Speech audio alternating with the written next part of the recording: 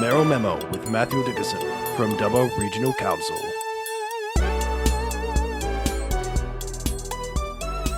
Joining us, the Mayor of Dubbo Regional Council, Matthew Dickerson. How are you this day? Oh, very good, very busy, but a bit cold actually. It's getting a bit chilly these days. There's some jokers out there calling for a curfew in Dubbo. I say jokers. How do you see this?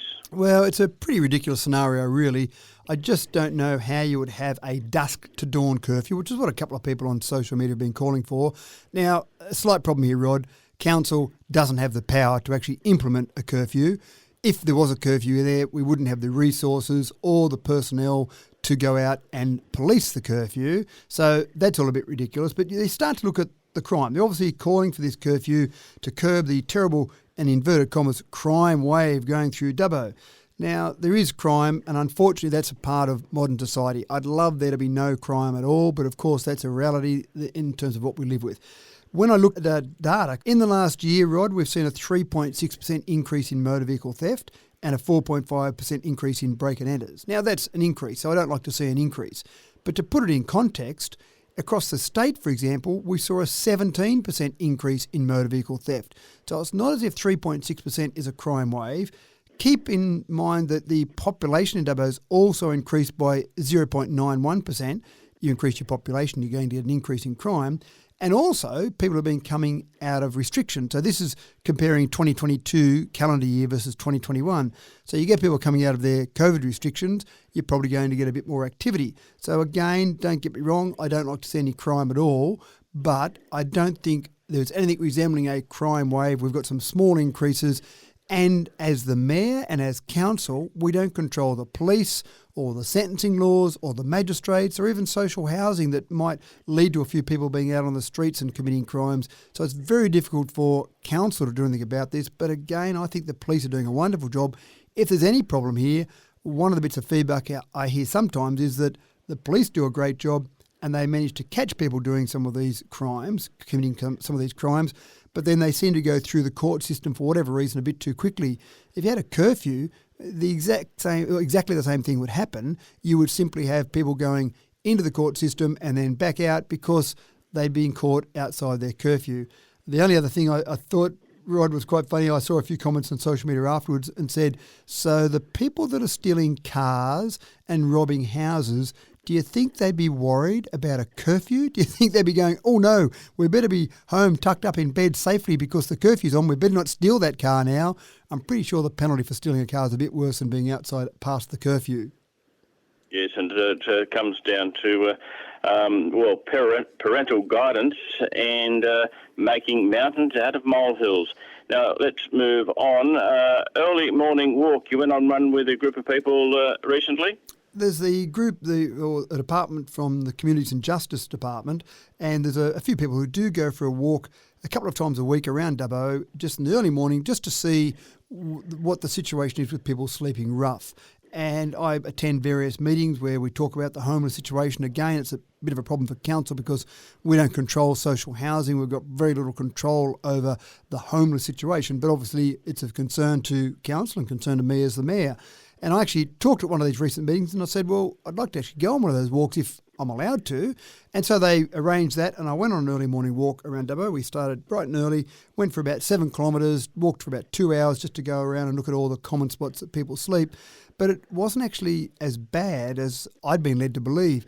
During that walk, we found 2 tents along the river. And those 2 tents, the people I was walking with said that they looked like they'd been occupied for some weeks. So maybe people have moved to somewhere a bit warmer, but there was no one in those 2 particular areas.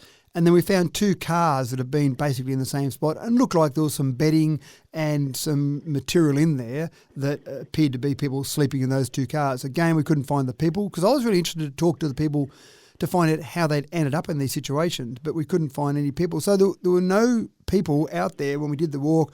We looked around a variety of nooks and crannies in the main street, for example, to see where people might be. And maybe it's winter, so they've moved to warmer climates. Maybe there are some services that are working, but it didn't seem to be as bad a problem as I've been led to believe. Now, keep in mind that there are some people still doing some couch surfing, a bit harder to work out the numbers there, obviously, but there's still some people that don't have a roof over their head they could call their own. So we've still got to address this problem, and the state government's working hard to do that, but it's not rampant. And again, people see one example of it, they post on social media and make it sound like it's the worst thing in the world, but I'm just not seeing it across the streets of Dubbo at the moment.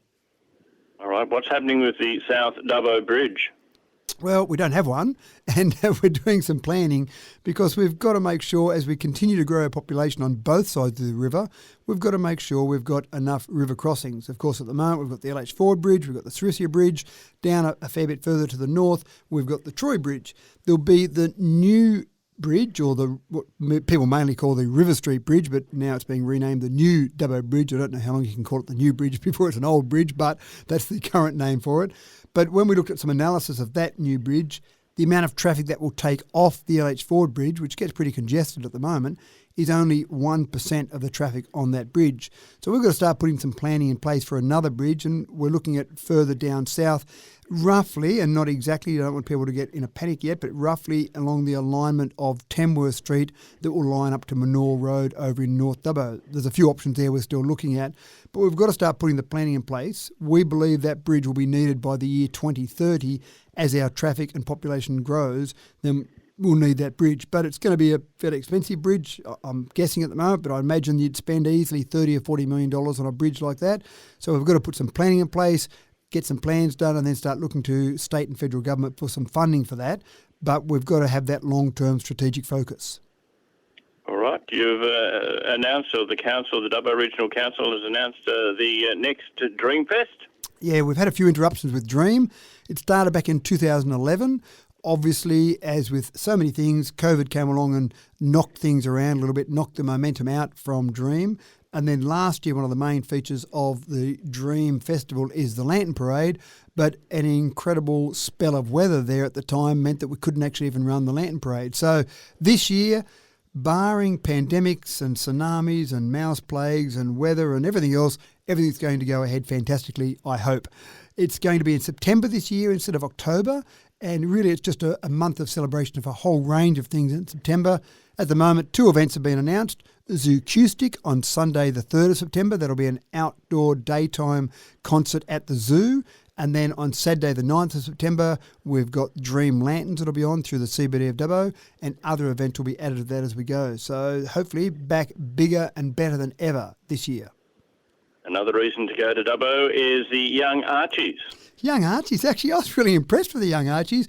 We've, of course, got the Archibald exhibition, the full Archibald exhibition, which I'm pretty excited about, coming to Dubbo. This is all the 52 finalists from 2022, including the winning portrait by Black Douglas. So that's pretty exciting to have that coming along again. I've only ever seen the Archibald finalist exhibitions in Dubbo. I've seen it several times now, but it's always been in Dubbo. So the 2nd of June is the official opening for the Archibald Prize.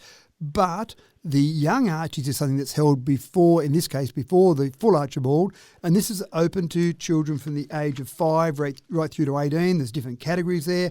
We received 175 entries, and we gave out the awards on Saturday with those winners of those different entries. And I was walking around looking at the various entries, and this is before I knew the winners of those different categories, and I was actually pretty impressed. And I thought the 5 to 8s might be just a few basic finger paintings, but actually they were pretty impressive as well. So if you're in Dubbo in the next month before the full Archibald is on exhibition, then definitely pop in and have a look at the Young Archies. Maybe in amongst there somewhere, Rod, we'll see a future winner of the full Archibald. Probably the only difference between the Young Archies and the full Archibald is the winner of the Archibald wins $100,000. The Young Archies won $150. So a little bit of difference in prize money there. And a big celebration, I dare say, is planned for this year's Dubbo show. We've got a big 3 days planned. Obviously, this is run by the Show Society, not by council, but the Show Society does do a fantastic job.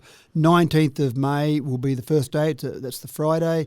There'll be a launch of a book celebrating the 150 years of the Dubbo show.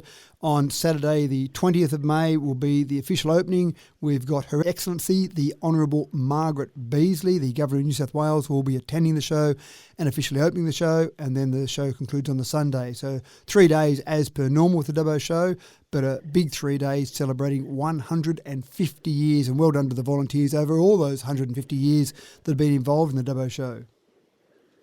And finally this morning, you got to go along to the singing of the Dementia Choir. The Sing Out Dementia Choir, I was in the audience watching here, it was actually a really uplifting experience.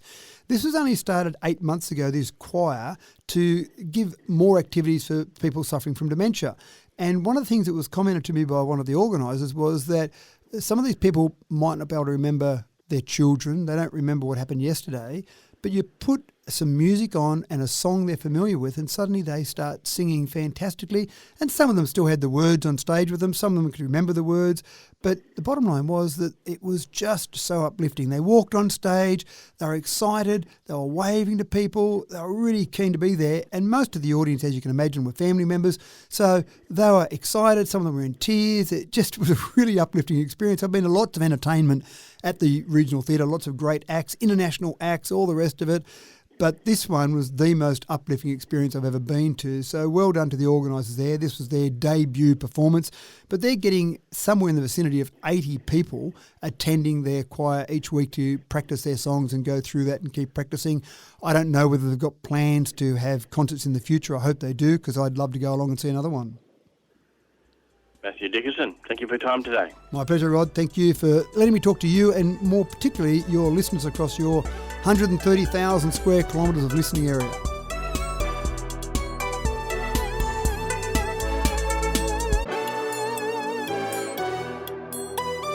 Mayoral Memo with Matthew Dickinson from Dubbo Regional Council.